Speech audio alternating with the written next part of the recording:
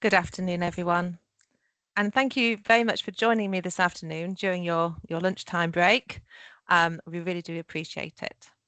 So I'm Sam Williamson from Samaxia, and today I want to spend just around 15 minutes looking at a subject that has become increasingly relevant in everyday veterinary nutraceuticals. And I deliberately use the word everyday because this isn't really about niche cases or adding yet another product to the dispensary shelf. It's about asking whether relatively small additions to the way we support patients could make a meaningful difference to their longer-term health and well-being. So we're going to look at what nutraceuticals actually are, why interest in them has grown so much, where they can potentially fit into everyday consultations, and perhaps most importantly, how veterinary teams can approach them in an evidence-led and clinically responsible way. This isn't about suggesting nutraceuticals replace medicines or conventional veterinary care, quite the opposite actually. It's about understanding where they may have a useful complementary role. So why has this become such an important conversation to be having? One of the biggest changes in companion animal healthcare is actually a really positive one, and that's where your patients are living longer. But with longevity inevitably brings different clinical challenges, as we know. And we see more chronic disease, more multimorbidity, and consequently patients are receiving multiple medications. At the same time, pet parents, your clients, their expectations have changed enormously. Owners are increasingly wanting to know what else they can do. They're interested not only in treating a problem when it occurs, but in supporting their pet's health, their comfort, their quality of life over the longer term. And it's you, your veterinary teams, who are therefore constantly balancing a number of things, and that includes managing disease, supporting normal function, maintaining quality of life, and where possible, complementing existing treatment strategies. That's where well-selected nutraceuticals can potentially have a role. We know they're not there as a magic solution, and they're certainly not as a replacement for appropriate veterinary treatment. But they're there for you as another tool that's available for the clinical team. Now, before we go any further, I guess it's really worth being clear about what we actually mean by nutraceuticals. So let's have a little look. There are several reasons why we've seen such rapid growth in this area. The evidence base around particular nutrients and ingredients continues to develop. So much so, the VMD get rather excited thinking that they can have a look to see if a product's medicinal by function. They get really excited over that. We're managing more chronic conditions, or you're managing more chronic conditions. You're intervening earlier, and our pet parents, our pet owners, your clients are increasingly familiar with nutritional supplementation from their own healthcare. I look in my own cupboards now, and we've got all sorts of different bits and bobs in there that we never had even before COVID. So suddenly everyone's on creatine and all sorts of things. So lotions and potions, they're really relevant day to day for our own health. Now, formulations have also evolved considerably, but there's another factor that shouldn't be underestimated, and of course, that's compliance. Something may look absolutely fantastic scientifically, but if an owner can't administer it consistently, its practical value becomes limited. So formulation, palatability, frequency of use, and ease of administration, they really do matter in that compliance picture. And of course, increased choice brings its own challenge. There are now an enormous number of products available with varying levels of formulation, quality, and evidence, which means the veterinary team's roles in helping owners navigate that choice is arguably becoming more important, not less. So where could these conversations actually happen in practice? I just realised I was meant to ask you a question earlier on, but we'll carry on. I don't want to hold you up any longer than need be. So this is probably one of the most important slides for me. and I hope you find it useful. Rather than thinking about nutraceuticals by product, think about them by patient and consultation. Think about how many conversations actually happen every day about mobility, GI health, skincare, renal support, liver health, behavior, recovery and general quality of life. The list will go on. Those conversations don't necessarily need to begin with, "Oh, would you like a supplement?" It can begin with, "What else could we do to support this pet, this patient?" So let's take an older dog, beginning to slow down.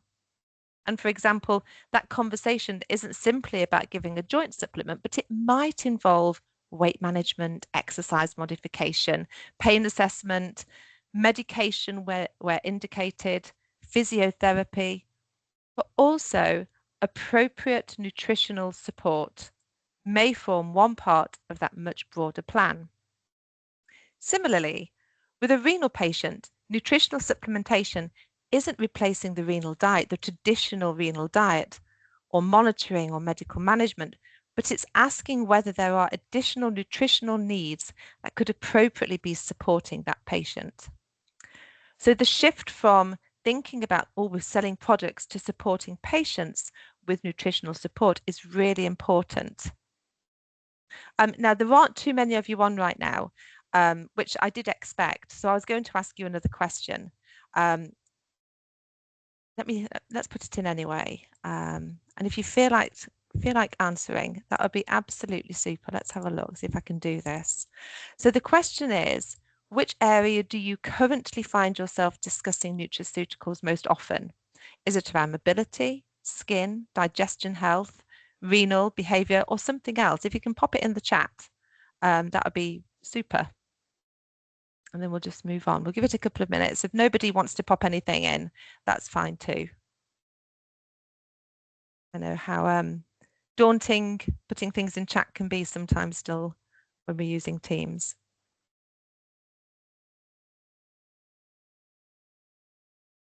Oh, we have one new comment. Mobility support is always asked about. Thank you, Chris. That's always good to know.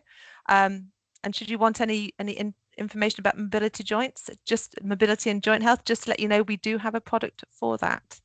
Let's carry on onto the next slide now. So what are we actually going to be achieving? Ultimately, it comes back to supporting normal physiological function and quality of life. Depending on the formulation and the individual patient, that might mean nutritional support for normal joint function, skin barrier health, GI function, immune health, recovery, or general well-being. And I would put quality of life right at the center. Because particularly with older or chronically managed patients, success isn't always about that one isolated clinical measurement. And pet owners will notice things much more subtly. And when they come back to talk to you, your nurses, your teams, they may answer questions with things like they're much more interested in their walks. She's grooming herself again. Their appetite seems much better. They just seem more like themselves. And those observations matter. And even myself, we have a little Westie called Bailey, and he just became really sluggish, didn't want to go for walks, which for a Westie, he's only 13, seemed bonkers because he used to love going on Westie walks. And we gave him a supplement. He's been using it for a little while now. And once it kicked in and we noticed a real effect, he was so interested in his walks. We actually recognized that he was doing his Westie whiz again. So, we really, really appreciated how successful a particular product worked on him. So, of course, we still need realistic expectations. Nutraceuticals aren't going to change the world. They're not going to transform every pet. And responses should be monitored just as we would monitor any other element of care plans. But where appropriate, relatively small interventions, they may contribute to meaningful improvements in the pet patient's everyday life. If there's one slide I'd like you to really focus on, I think it is this one. There are 6 principles, I think, that make a nutraceutical much more meaningful in practice. So first, of course, evidence. Look beyond the marketing claim and consider the ingredient, the formulation, the dose, supporting data and manufacturing quality. We pride ourselves at at Samaxia that we've partnered with a wonderful company based in France called MP Labo, and quality of ingredients is really what makes the difference. So be really mindful what the ingredient quality is, and as it says here, the data that supports the efficacy of those products where possible. That these products are patient-centered, and not every nutraceutical is appropriate for every animal, every pet. So there needs to be a reason for recommending it. And communicate the value. Your pet owners really need to understand what it is that by using a particular nutraceutical is that you're trying to achieve, and what you're not promising. And of course, we're not replacing anything, we're integrating a nutraceutical. So nutraceutical, sorry, should really sit appropriately alongside conventional management. And you still need to monitor and adapt as well. So if you're recommending a product, decide what improvement that you're hoping for so you can review when you next see that patient. And of course, finally, quality and safety. Know where the product comes from, know what's in it, look for manufacturing standards, ingredient traceability and consistency, because I can tell you now, not all supplements are created equally. You know, I'm sure you're all familiar when you look online or you're looking on Facebook, all sorts of different bits and pieces come up. And some of those are just white labeled products from Alibaba. It really is quite a worry when you look into it. And veterinary recommendation from you really carries a lot of weight to a pet owner. If we're putting professional confidence behind something, then we should understand what it is that you're actually recommending to that pet owner. So why should the practice remain part of the journey? I hear a lot that nutraceuticals are available all online. So why should I hold these products? There is another part of the nutraceutical conversation, and that really is, where does the pet owner actually buy the product once you've recommended it? And veterinary practices have something that's incredibly valued here, and that is trust. That's the first pillar that you can see on this slide here. You know the patient, you understand their wider care plan, and you can help owners navigate what has become an increasingly crowded and sometimes confusing nutraceutical market. But trust alone isn't enough. And again, you have the second most important pillar, convenience. Pet owners also want convenience. If you're recommending a nutraceutical during a consultation and the owner can purchase it there and then, that's incredibly easy for them. But increasingly, we also need to think beyond the practice door. Now, a practice online shop gives owners the ability to reorder at a time that suits them while continuing to purchase from the veterinary practice that they know and trust.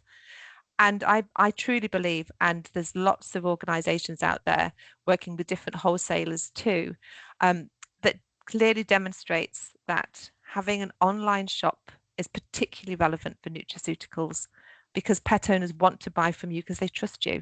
So you've got trust, you've got convenience, they will come back because you've got continuity. So rather than making a recommendation and then effectively sending that client elsewhere, up to Amazon or Pet Drugs Online or whatever, sending that client elsewhere to search online for the product is not what we want. You really should be looking to have the opportunity of providing that whole journey, keeping it completely connected from recommendation to supply to repeat purchase and follow-up. That's better continuity for the patient, greater convenience for the pet owner, and it helps the practice to retain that trusted relationship. And yes, there's also a commercial benefit, which is quite nice. Appropriate nutraceutical recommendations can provide an additional source of practice revenue, both through the dispensary, but also through your own online sales. And I'd argue that the commercial opportunity comes from doing something much more fundamental. It's making it easier for your pet owners to follow your recommendations, you and your team's recommendations. So for me, this isn't about competing with online retail. It's about combining something veterinary practices already have, and that's your trusted professional guidance with the convenience that pet owners increasingly expect. And if your teams are going to put that trust behind a nutraceutical recommendation, then of course you need to be confident about the quality and science behind the products that you're recommending. So just a couple more slides, because that brings us briefly to why Samaxia, why we became involved in this area. The nutraceutical portfolio we bring to the UK veterinary practices is manufactured, as I said earlier, by a French company called MP Labo, and they've been developing specifically with veterinary use in mind. When we assess products that we're interested in to bring into the UK, formulation, the rationale behind the ingredients, the quality of those ingredients, supporting clinical and scientific evidence where available, and importantly, where the product is genuinely practical for the patient and owner really matters to us. Because sophisticated science isn't much help if the owner can't administer the product, and also we need to make sure that they are compliant within the VMD guidelines. So you'll see products that cover a number of areas across the portfolio, but rather than run through individual products today, I'm not going to do that. I just wanted this session to concentrate on the bigger clinical conversation, but let you know that we clearly do have a wide range of products, including nutraceuticals, and we'll focus on some of these in future webinars. So when we bring all of this back into practice, there are several areas where nutritional support may form part of your conversation, as we've said earlier: mobility and joint health, skin and coat, digestion or GI, emotional well-being, liver, kidney support. There's a huge area and huge opportunity. And these are exactly the sort of patients veterinary teams are seeing every day. But the message I want to leave you with isn't that every one of those patients needs a nutraceutical, but it's that each of those consultations gives you the opportunity to ask, are we doing everything appropriate to support the patient's health and their quality of life? Sometimes the answer will involve medication, sometimes diet, sometimes environmental or lifestyle changes, and sometimes appropriate nutritional supplementation may be just another useful part of that plan. And that's the role I believe nutraceuticals should occupy within the veterinary practice. So hopefully I've answered the question we started with: could nutraceuticals transform everyday veterinary practice? Perhaps transform is deliberately a big word, but I do think that when they're selected carefully, used appropriately and integrated into a wider care plan, small nutritional interventions can potentially make a meaningful difference for individual patients. And that's really what this series is going to explore. Not simply what products should I use, but what's the science, what's the evidence, and which patients might benefit. And of course, how can we translate that into something genuinely useful in practice? We'll send everyone who registered some useful follow-up resources. And of course, the Samaxia team, we're always available if you'd like further information. So thank you for joining me today. And I'd love to hear if anyone's got any questions. Where are you currently using nutraceuticals most successfully in your own practice? And if you're a bit chat shy, feel free to contact me by email, by phone. Use the QR code that takes you directly to our vet portal. If you've got a registration, if you've already registered on there, you can access it straight away, or you can register, and our website as well. So if anyone's got any questions, now's a great time to shout out or write in the chat. Otherwise, thank you so much for your time today, and I look forward to introducing you to the broader webinar series in the next few weeks. Oh, thank you, Chris. That's very kind.